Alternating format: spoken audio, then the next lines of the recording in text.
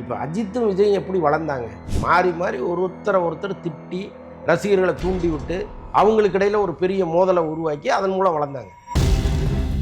இப்போ நம்ம அஜித்துக்கு ஆதரவாக பேசணும்னா அஜித்திட்ட காசு வாங்கிட்டாம்பாங்க, விஜய்கிட்ட ஆதரவாக பேசினா விஜய்கிட்ட காசு வாங்கிட்டாம்பாங்க, ரஜினிக்கு ஆதரவாக பேசினா ரஜினிகிட்ட காசு வாங்கிட்டாம்பாங்க. இது வந்து தொடர்ந்து இங்கே நடக்கிறது தான். அவங்களுக்கு என்ன இதாக வேலை? இப்போ வந்து விஜய் சிவகார்த்திகேயன் இது எப்படி சார் பார்க்குறீங்க? ரொம்ப காமெடியாக பார்க்குறேன். ஏன்னா விஜய் அஜித்துங்கிறது ஒரு நியாயமான போட்டியாக இருக்குது. விஜய் சிவகார்த்திகேயன்கிறது வந்து 2 படம் ஒரே நேரத்தில் வருது, அவ்வளோதான். அதற்காக சிவகார்த்திகேயனும் விஜயும் ஒருபோதும் ஒன்றாக முடியாது. இந்த முதுகில் குத்துறது, புறம் பேசுறது, இதெல்லாம் சினிமாவில் ரொம்ப சகஜமான விஷயம். ஸோ அப்படி இருக்கும்போது சிவகார்த்திகேயன் அதை செய்கிறாரு, அவ்வளோதான். ஏன்னா விஜய் ரசிகர்களுக்கு ஒரு பெரிய கோபம் இருக்குது, அதை அவங்க பராசக்தியில் காமிப்பாங்க. நாளைக்கு இதே சிவகார்த்திகேயன் வந்து எங்கேயோ விஜய் ஒரு ஏர்போர்ட்டில் பார்க்குறாரு, அண்ணான்னு கட்டி பிடிச்சி ஒரு 2 ஸ்டில் வருதுன்னு வைங்களேன்.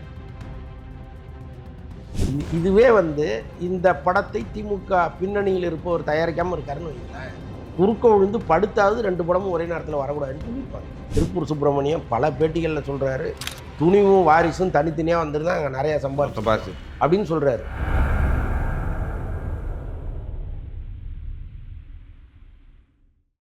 இரண்டு ஆண்டு காலமாக சமூக வலைத்தளத்தை தொடர்ந்து விஜய் பற்றி டிவிக்கு தொடர்ந்து விஜய் விஷயங்களே போயிட்டே இருக்குது. சினிமாவில் எப்போதுமே வந்து ரஜினி கமல் சமூக வலைத்தளத்தில் ஒரு ஆர்கியூமெண்ட் போயிட்டே இருக்கும். அப்புறம் விஜய் அஜித் வந்துச்சு, அப்புறம் விஜய் ரஜினி வந்துச்சு, இப்போ வந்து விஜய் சிவகார்த்திகேயன் இது எப்படி சார் பார்க்குறீங்க? ரொம்ப காமெடியாக பார்க்குறேன்.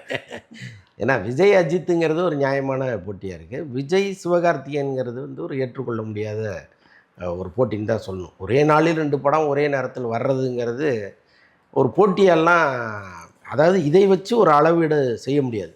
2 படம் ஒரே நேரத்தில் வருது, அவ்வளோதான். அதற்காக சிவகார்த்திகேயனும் விஜயும் ஒருபோதும் ஒன்றாக முடியாது. இல்லை சார், தொடர்ந்து துப்பாக்கி கொடுத்ததுலேருந்து இந்த பிரச்சனை ஆரம்பிச்சிருச்சா, இல்லை அதுக்கு முன்னேறிலேருந்து சிவகார்த்திகேயன் தன்னை தக்க வைக்கிறதுக்கு, ஏன்னா சமூக வலைத்தளம் தொடர்ந்து சிவகார்த்திகேயன் அடிச்சுக்கிட்டே இருக்காங்க, ஸோ அதை எப்படி சார் பார்க்குறீங்க? இல்லைங்க, 2 படமும் ஒன்றா வருது, அதற்கு ஒரு வகையில் சிவகார்த்திகேயன் காரணமாக இருக்காருங்கிறது தெரிஞ்ச பிறகு தான் ரசிகர்கள் அடிக்கிறாங்க. அதுக்கு முன்னாடி வந்து இதே விஜய் அவருடைய கோட் படத்தில் சிவகார்த்திகேயன் நடிக்க வைக்கும்போது அவங்கெல்லாம் சிவகார்த்திகேயனை கொண்டாடிக்கிட்டு தானே இருந்தாங்க. எங்கள் அண்ணனுக்கு ஒரு அருமையான தம்பி கிடச்சிட்டாருலாம் கொண்டாடிக்கிட்டு தானே இருந்தாங்க. அப்போ அப்படிப்பட்ட ஒரு நன்னம்பிக்கையை பெற்ற ஒரு சிவகார்த்திகேயன் இப்படி ஒரு படம் ஒரே நேரத்தில் வருது அப்படின்னு தெரிந்த பிறகு அவரே வந்து பேசலாம். தயாரிப்பு நிறுவனத்திட்ட, சார் இந்த போட்டி அவசியமா, உங்களுக்குள்ளே ஒரு அரசியல் இருந்தால் கூட இதில் நான் பலிகடை ஆகிறேனே அப்படின்னு பேசலாம். நீங்கள் பேசவே கூடாதுன்னு யாரும் சொல்ல மாட்டாங்க. உங்களுடைய கருத்துக்களை முன்வைக்கலாம், அப்படி வச்சதா தெரியல. இன்னொன்று, அவரே வந்து இனிஷியேட் பண்ணதெல்லாம் ஒரு தகவல் இருக்குது. ஆக்சுவலாக நம்ம வந்துடலாம் சார், பார்த்துடலாம் சார்னு அவரே கொஞ்சம் கூடுதலாக சில சாம்பிராணிகளை போட்டதெல்லாம் தகவல் இருக்குது. எல்லாத்தையும் தாண்டி நான் என்ன சொல்கிறேன் அப்படின்னா, ஒரு பெரிய எனிமிட்டி கிரியேட் ஆயிடுச்சு. விஜய் ரசிகர்கள் அடியடின்னு அடிக்கிறாங்க. நீங்கள் வந்து இந்த நேரத்தில் அந்த மோதல் போக்கை தவிர்க்கிற விதத்தில் ஏதாவது ஒரு கருத்தை வெளியிடலாங்கிறது என்னுடைய கருத்து. ஒன்றும் இல்லை, இன்றைக்கி தெலுங்கில் வந்து பிரபாஸ் படம் வருது, சிரஞ்சீவி படம் வருது, வெங்கடேஷ் படம் வருது. 3 பெரிய நடிகர்கள் படம் ஒரே நேரத்தில் வருது. இங்கே இருக்கிற இதே பிரச்சனை அங்கேயும் வந்துருக்கு. அங்கே வந்து பிரபாஸை அடியன்னு அடிக்கிறாங்க, பிரபாஸ் ரசிகர்கள் சிரஞ்சீவி அடியன்னு அடிக்கிறாங்க. பிரபாஸ் வந்து ரொம்ப நாகரிகமாக ஒரு அறிக்கை ஒன்று வெளியிட்டிருக்காரு. அதில் என்ன சொல்கிறாரு அப்படின்னா, சிரஞ்சீவி சார் படம் வந்து எத்தனையோ பொங்கல் தீபாவளிகளை பார்த்துருக்கு.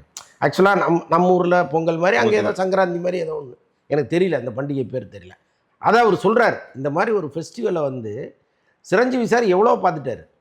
நாங்கள்லாம் சிரஞ்சீவி சார் படம் பார்த்துட்டு வந்தவங்க, சிரஞ்சீவி சாருடைய ரசிகர்களாக நாங்கள்லாம் ஒரு காலத்தில் இருந்திருக்கோம், இப்போவும் ரசிக்கிறோம், இவ்வளோன்னு சொல்கிறார் அவர். சொல்லிவிட்டு இந்த நேரத்தில் சாரோட நாங்களும் வர்றோம் அப்படிங்கிறது எங்களுக்கு பெருமையாக இருக்குது, இதை ரசிகர்கள் வந்து பெருசாக எடுத்துக்காதீங்க, அண்ணன் தான், தம்பி தாங்கிறாரு பிரபாஸ், ஏன் அந்த பக்கம் உங்களுக்கு வரமாட்டேங்குதுங்கிறேன். இல்லை சார், சிவகார்த்திகேயன் மேலே வந்து மெரினா படத்துக்கும் அப்புறம் சரி, பாண்டியராஜ் வாக்குறுதி, அப்புறம் டிவி ஷோ வந்துச்சு. இப்போ வந்து தொடர்ந்து சிவகார்த்திகேயன் வந்து தன்னை நம்புற ஏணிப்படியை தட்டி வர்றதா இருக்கட்டும், இல்லை இயல்பாகவே இவருடைய கேரக்டர் இதுதானா அப்படின்ற ஒரு பார்வை இருக்குது. ஏன்னா இவர் கஷ்டப்பட்டு வந்திருக்காரு டிவியிலேருந்து. பட் ஆனால் இவருடைய செய்கைலாம் ஒன்று முன்னுக்கு புறனாக இருக்குல்ல சார். நம்ம போட்டி, பிக் பாஸ் போட்டி இருக்குல்ல, அந்த மாதிரி தான். நீங்கள் அங்கே வந்து கேம் ஆடி தான் ஆகணும். நான் வந்து யாரு கூடயும் சண்டை போட மாட்டேன்னா நீங்கள் ஜிபி முத்து மாதிரி வெளியேறி தான் ஆகணும். ஸோ அதை வந்து சிவகார்த்திகேயன் தெளிவாக புரிஞ்சு வச்சுருக்கிறார். இங்கே வளர்த்தவனுக்காக நம்ம நன்றி கடன் பட்டோம்னா நம்ம புறப்பட்ட இடத்துலயே நிற்க வேண்டியது தான், தாண்டி போக முடியாதுங்கிறது அவருக்கு தெரியுது. என்னென்னா இப்போ என்ன பண்ணுவாங்கன்னா, நான் உங்களை அறிமுகப்படுத்தினேன், எனக்கு வந்து ஒரு 5 படம் பண்ணி கொடுங்க சம்பளம் இல்லாமல்னு வந்து நிற்பாங்க. பண்ண முடியுமா இங்கே? முடியாதுல்ல. அப்போ அவர் என்ன பண்ணுறாரு, அவங்கள எப்படி தவிர்ப்பதுன்னு நினச்சி ஒரு சண்டையை போட்டு தவிர்த்துட்டு அப்படியே அடுத்த கிளையில் ஏறுறாரு. இப்போ அங்கே கொஞ்சம் பலன் அடைகிறாரு. இப்போ அவங்களோட லாங் ட்ராவல் பண்ணோம்னா அவங்களுக்கு மேலும் சலுகைகள் எதிர்பார்ப்பாங்க. அதை நம்மளால் பண்ண முடியாதுன்னு அதை விட உயரமாக இன்னொரு கிளைக்கு போகிறாரு, இந்த கிளையை தட்டி விட்டு போகிறாரு. இது சினிமாவில் ரொம்ப இயல்பாக நடக்கிற விஷயம். இந்த முதுகில் குத்துறது, புறம் பேசுறது, இதெல்லாம் சினிமாவில் ரொம்ப சகஜமான விஷயம். ஸோ அப்படி இருக்கும்போது சிவகார்த்திகேயன் அதை செய்கிறாரு, அவ்வளோதான். இதில் நமக்கு வியப்பெல்லாம் ஒன்றும் கிடையாது. எல்லாரும் செய்வதை விட கொஞ்சம் கூடுதலாக செய்கிறாரு, அவ்வளோதான். இல்லை சார், இது இது சினிமாவுக்கு அவர் ஆரோக்கியமா இல்லை நிறைய பேர் விமர்சனம் பண்ணும்போது இந்த படத்துக்கு அப்புறம் இவர் இருக்க மாட்டார், பொங்கலுக்கு அப்புறம் பராசக்தி வந்தனா இவர் இருக்க மாட்டார், காலி ஆயிடுவார், அவ்வளோதான் அப்படின்ற ஒரு விமர்சனங்கள் வருது சார். இது வந்து சிவகார்த்திகேயன் சினிமா கேரியரில் அவருக்கு அது ஒரு ஆரோக்கியமாக இருக்குமா இல்லை இஷ்யூ மாறுமா அப்படின்ற ஒரு இல்லைங்க, நான் அப்படி நினைக்கல. என்னென்னா விஜய் ரசிகர்களுக்கு ஒரு பெரிய கோபம் இருக்குது, அதை அவங்க பராசக்தியில் காமிப்பாங்க. நிச்சயமாக பராசக்தி படத்தை சோஷியல் மீடியாவில் அடிப்பாங்க. அது எவ்வளோ நல்ல படமாக இருந்தாலும் உங்களுடைய வெறுப்பை காமிப்பாங்க. அதில் ஒரு நியாயம் இருக்குது. ஏன்னா நீ எங்கள் அண்ணனை சீன்ற, நான் உன்னை விட மாட்டேங்கிற ஒரு நியாயம் அதுக்குள்ளே இருக்குது. ஆனால் இந்த எனிமிட்டி தொடருமான்னா தொடராது. அந்த நேரத்து எமோஷன்ஸ் தான் எப்போவுமே. நாளைக்கு இதே சிவகார்த்திகேயன் வந்து எங்கேயோ விஜய் ஒரு ஏர்போர்ட்டில் பார்க்குறாரு, அண்ணான்னு கட்டி பிடிச்சி ஒரு 2 ஸ்டில் வருதுன்னு வைங்களேன், முடிஞ்சு போச்சு அத்தனை கோபமும். இது நடக்கும். இயல்பாக நடக்குதா இல்லை திட்டமிட்டு நடக்குதான்லாம் நமக்கு தெரியாது, நடக்கும். இதே சிவகார்த்திகேயன் இவ்வளோ பிரச்சனையெல்லாம் சால்வ் ஆன பிறகு திடீர்னு போய் விஜய் அவருடைய ஆஃபீஸில் பார்க்குறாருன்னு வைங்க, நான் வர்றேனே உங்களை பார்க்க தான் வந்துட்டு இருக்கேன்னா விஜய் வராதன்னு சொல்ல போகிறாரு. அப்போ ஏதோ ஒரு வகையில் அதை சமாளிக்கிற திறமையும் சிவகார்த்திகிட்ட இருக்குது. அதுக்கு சொல்ல வரேன். அவர் வந்து இந்த கோபத்தை இதை சஸ்டெயின் பண்ணவே மாட்டார். இப்போ அவர் அமைதியாக இருப்பார், அது அவருக்கு தேவைப்படுது. ஏன்னா இந்த எதிர் அரசியல் இருக்குல்ல, இந்த எதிர் உணர்ச்சி இருக்குல்ல, இது வந்து ஒரு கட்டத்தில் வேலை செய்யும்.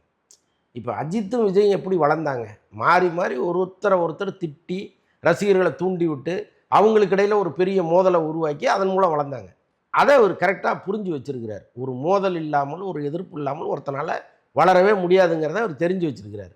அப்போ நம்ம வந்து சைலண்ட்டாக குரோத் ஆகிறதுக்கு பிறகு இப்போ குரோத் ஆகாமல் இந்த மாதிரி ஒரு மோதலை நாமளே உருவாக்கும் தானாக வந்திருக்கு, அதை இன்னும் பயன்படுத்தணும்னு அவர் நினைக்கிறார். ஸோ அதனால தான் இப்போ எந்த அறிக்கையும் அவர் கொடுக்கல. இதை சால்வ் பண்ணுறது எப்படிங்கிறத அவருக்கு தெரியும். சார், இப்போ சந்திரமுகி வரும்பொழுது சச்சின்ற ஒரு படம் வருது. ஸோ ரஜினிக்கு விஜய் பண்ணதை இன்னைக்கு விஜய்க்கு சிவகார்த்திகேயன் பண்ணுறாருன்ற ஒரு பார்வை இருக்குது. அதில் ஒரு வேறுபாடு இருக்குது. எப்போவுமே என்னென்னா, இப்போ இதே சிவகார்த்திகேயன் வந்து நான் என்ன சொல்கிறேன்னா, ரஜினி படத்தில் எதுலையாவது விஜய் நடிச்சிருக்காரா? இல்லை சார். எதுக்காவது ஆசைப்பட்டிருக்கிறாரா ரஜினி படத்தில் நடிக்கணும்னு? அவர் ட்ராக்கு தனி, இவர் ட்ராக்கு தனி, அப்படி தானே இருந்துச்சு. பல இடங்களில் இப்போ போக்கிரி படத்தில் இல்லை, ரஜினி சாயல் இல்லாமல், ரஜினி ரசிகனா இல்லாமல் யாரும் சினிமாவுக்கு வர முடியாது. ஏதோ ஒரு வகையில் நம்மளை அவர் பாதிப்பார். ஒரு காலத்தில் சிவாஜியினுடைய சாயல் இல்லாமல் யாருமே வர முடியாதுன்னு இருந்துச்சு சினிமா.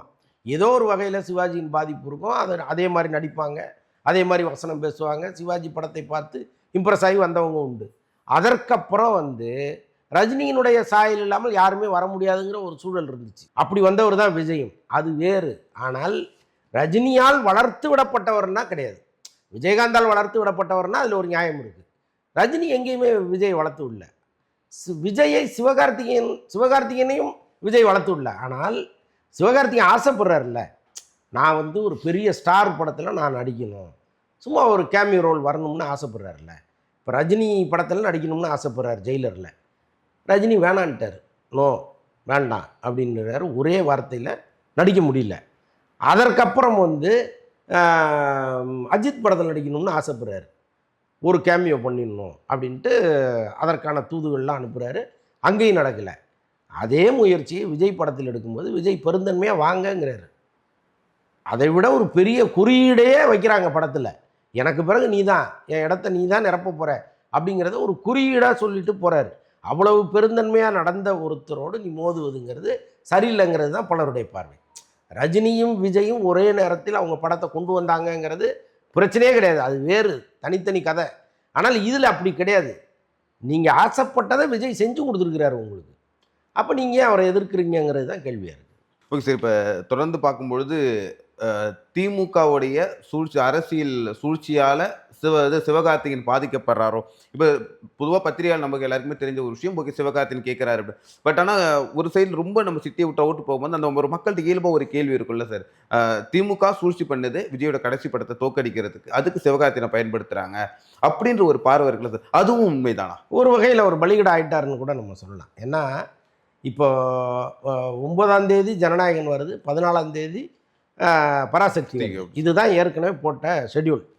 அது திடீர்னு வந்து 10ஆம் தேதியாக மாறும் பொழுது தான் பல கேள்விகள் இங்கே வருது. என்னன்னா, விஜய் வந்து ரொம்ப ஆக்ரோஷமாக ஈரோட்டில் பேசுகிறாரு. அந்த பேச்சு வந்து இவங்களை பெருமளவு எரிச்சல் ஊட்டுது. அப்போ 14ஆம் தேதி ஏன் தள்ளி போகிறீங்க, படத்தை முன்னாடியே கொண்டு வாங்க, பார்த்துருவோம் ஒரே நாள் அப்படின்னு அவங்க நினைக்கிறாங்க. ஸோ இதுதான் இப்போ பின்னால் நடந்த சம்பவம். அப்போது ஏதோ ஒரு வகையில் அரசியல் சண்டைக்குள் சிவகார்த்திகேயன் போய் தலையை விட்டுட்டாருன்னு தான் நம்ம சொல்ல வேண்டியது இருக்குது. Okay sir. இப்போ இத மாதிரியான ஒரு பொங்கலுக்கு படம் வருது. 2 பேருடைய படங்கள் வருது. நம்ம கடைசி தீபாவளி பார்த்தோம்னா சின்ன சின்ன படங்கள் அதிகமாக கூட்டம் இல்லாம ஒரு நார்மலா தான் போயிடுச்சு. ஏன்னா செலிப்ரேட் பண்ண முடியல. ஏன்னா அஜித், விஜய் இல்லாத ஒரு தீபாவளி பொங்கலான்ற ஒரு கேள்வி நமக்குள்ள இருக்கு. இது விஜயோட ஒரு கடைசி படமா இருக்கு. இந்த டைம்ல வந்து சிவகார்த்திகேயன் வராரு. பட் இது வந்து தியேட்டர் ஓனர்களுக்கு அது சினிமாவுக்கு ஒரு ஆரோக்கியமான இருக்கு. தியேட்டர் ஓனருக்கு எப்படி சார்? வருமானம் எப்படி சார் இருக்கும்? ஏன்னா எல்லாருமே ஒரு கேள்வி கேட்பாங்கல்ல சார். இல்லை, எல்லாருக்குமே அந்த வருத்தம் இருக்குது. பட் அதை வெளிப்படையாக சொல்ல முடியாது. இப்போ பாருங்களேன், இப்போ நீங்கள் சும்மா அமைதியாக கூட இருந்திருக்கலாம். ஆனால் அவங்க என்ன சொல்கிறாங்க, ஏன் 2 படம் வந்தால் என்ன தப்புன்னு தியேட்டருக்காரங்களே கேட்குறாங்க. அப்போ கேட்கக்கூடிய ஒரு சூழ்நிலையை இங்கே கிரியேட் பண்ணுறாங்க. இதுவே வந்து இந்த படத்தை திமுக பின்னணியில் இருப்பவர் தயாரிக்காமல் இருக்காருன்னு வைங்களேன், குறுக்க விழுந்து படுத்தாவது 2 படமும் ஒரே நேரத்தில் வரக்கூடாதுன்னு சொல்லியிருப்பாங்க. இதே தியேட்டர் ஓனர்ஸ் கட்டாயமாக வந்து செய்யக்கூடாதுன்னு இருப்பாங்க. இது திருப்பூர் சுப்பிரமணியம் பல பேட்டிகளில் சொல்கிறாரு. துணிவும் வாரிசும் தனித்தனியாக வந்துருந்தா அங்கே நிறையா சம்பாதிச்சு அப்படின்னு சொல்கிறாரு. கிட்டத்தட்ட அதே மாதிரி தானே இது. அப்போ இன்றைக்கி மட்டும் உட்காந்து மாற்றி பேசுகிறாரு. ஐயா வந்தால் என்ன தப்புன்னு கேட்குறாரு அவரே. அப்போ ஏதோ ஒரு நெருக்கடிக்கு அவங்க ஆளாகிறாங்க இல்லையா? அது கண்கூடாக நமக்கு தெரியுது. பட் பொதுவாகவே ஒரு பெரிய படம் வரும்பொழுது இன்னொரு படம் கொஞ்சம் தள்ளி வர்றதுங்கிறது சினிமாவுக்கு ஆரோக்கியமானது. அப்போ ஒரு படத்தினுடைய மீது ஃபோக்கஸ் மொத்தமும் வரும், கலெக்ஷன் மொத்தமும் வரும். அது அப்படி நகர்ந்த பிறகு இன்னொரு படம் வரும், ஃபோக்கஸ் மொத்தமும் வரும், கலெக்ஷனும் மொத்தமும் வரும். அது திரையுலகத்துக்கே நல்லாயிருக்கும். பட் இங்கே ஒரே நாளில் இருக்கும்போது அது ஒரு பிரச்சனை தான். Okay sir. இப்போ சிவகார்த்திகேயன் அந்த பராசக்தியோட ஆடியோ லான்ச்சில் வந்து ரஜினி, கமல், பெரும் சீமான் அவர்கள்லாம் வர்ற மாதிரிலாம் பேசிவிட்டு போயிட்டே இருக்குது சார். உண்மையா இவங்கெல்லாம் வருவாங்களா அப்படின்ற ஒரு பார்வை? இல்லை, சீமான் வர்றதுக்கு எப்படி ஒரு லாஜிக்கலாகவே இடம் இல்லையே. அவர் திராவிடத்தை எதிர்க்கிறவர், இது திராவிடத்தை பேசுகிற படம். அங்கே எப்படி அவர் வர முடியும்? ஸோ அதனால் அதெல்லாம் சும்மா ஏதோ விஜய்க்கு எதிராக சீமான் பேசுகிறாருங்கிறதுக்காக விஜய்க்கு எதிரான ஒரு படத்தில் அவர் பங்களிப்பாருங்கிறது வந்து ரொம்ப தவறான ஒரு யூகமாக இருக்குது. அதுக்கு வாய்ப்பே கிடையாது. ரஜினியும் கமலும் வரலன்ட்டாங்களாம். ஆக்சுவலாக ஒரு முயற்சி நடந்தது. பட் அவங்க 2 பேருமே வரல. ஏன்னா இந்த அரசியலில் நம்ம போய் தலையை கொடுக்க வேணான்னு அவங்க நினைக்கிறாங்க. என்ன இருந்தாலும் ஒரு 10 வருஷம் கழிச்சோ அல்லது ஒரு 5 வருஷம் கழிச்சோ விஜய் அவர் நினைத்த இடத்தை அடையும் பொழுது இவங்க 2 பேரையும் அவர் மதிக்கவே மாட்டார். அன்றைக்கி நீங்கள் இப்படி பண்ணீங்கல்ல, நான் எதுக்கு உங்களை மதிக்கணும்னு மதிக்க மாட்டார். அதெல்லாம் அவங்க யோசிப்பாங்கல்ல. ஒன்றும் இல்லை, இதே கமல், ரஜினி, இளையராஜா இவங்க எல்லாருமே ஜெயலலிதா அம்மா வந்து ஒரு நிகழ்ச்சியில் எப்படி நடத்துனாங்கங்கிறத நம்மலாம் பார்த்தோம். 20வது ரோவில் சீட்டை கொடுத்து அங்கே உட்கார வச்சாங்க. முன் வரிசையில் சாதாரண ஆட்கள்லாம் உட்கார வச்சுருந்தாங்க. அதே மாதிரி மேடையில் குரூப் ஃபோட்டோ எடுக்கிறேன்னு அவங்களெல்லாம் கும்பலில் கடைசியாக நிற்க வச்சாங்க. அப்போ அவங்களுக்கு என்ன தோணுது, நான் ஒரு நடிகையாக இருக்கும்போது நீங்கள் எப்படி நடந்துக்கிட்டீங்க, நான் வந்து கொஞ்சம் பலவீனமாக இருக்கும்போது நீங்கள் என்னை பற்றி என்ன கருத்து சொன்னீங்க வெளியில், அப்போ நான் இதை பலமாக இருக்கும்போது உங்கள் மேலே பிரயோகிப்பேங்கிறது தானே அதனுடைய தாத்பரியம். அப்போ அதெல்லாம் யோசிப்பாங்கல்ல அவங்க. நமக்கு ஏற்கனவே நடந்திருக்கு, இன்னொரு முறை நடக்க வேண்டாம், அழகாக ஒதுங்கிடுவோம், நம்ம இதுக்கு இந்த அரசியலில் போய் தலையிடுவோம்னு நினைப்பாங்கல்ல. ஸோ அதன் காரணமாக அவங்க வரல. Okay sir. இப்போ இந்த படத்துக்கு அப்புறம் சுதா கங்கரா வந்து நான் இதுக்கப்புறம் படங்கள் நான் பண்ண மாட்டேன் அப்படின்ற ஒரு விஷயங்கள்லாம் பேசு பொருளாக இருக்குது. இது வந்து இந்த பராசக்தியால் எங்களுக்கு கொடுக்குற அழுத்தத்தால் அவங்க வந்து சினிமா விட்டு இல்லை நான் போகிறேன் அப்படின்ற மாதிரியான ஒரு டாக் போதே சார்? இல்லை, அப்படி சொன்னதா எனக்கு தெரியலையே. இல்லை சார், நான் அடுத்த ஒரு 2 படத்துக்கு அப்புறம் நான் பண்ணவே மாட்டேன், ஸோ சினிமா விட்டு நான் விலகிடுறேன் அப்படின்ற மாதிரி நான் பேச பொருள். அந்த முடிவை இங்கே பெரும்பாலும் எடுக்க முடியாது. ஏன்னா நீங்கள் தொடர்ந்து நல்ல படங்களை கொடுத்தீங்கன்னா இங்கே இருக்கிறவங்களே வீட்டில் வந்து தர்ணா பண்ணுவாங்க, நீங்கள் போகக்கூடாதுமா அப்படின்னு. நீங்கள் தொடர்ந்து தோல்வி படங்களை கொடுத்தீங்கன்னா நீங்களே வரணும்னு ஆசைப்பட்டால் கூட விரட்டி விட்ருவாங்க, நீ வராதுன்னு. அதனால் எந்த முடிவும் நம் கையில் கிடையாது.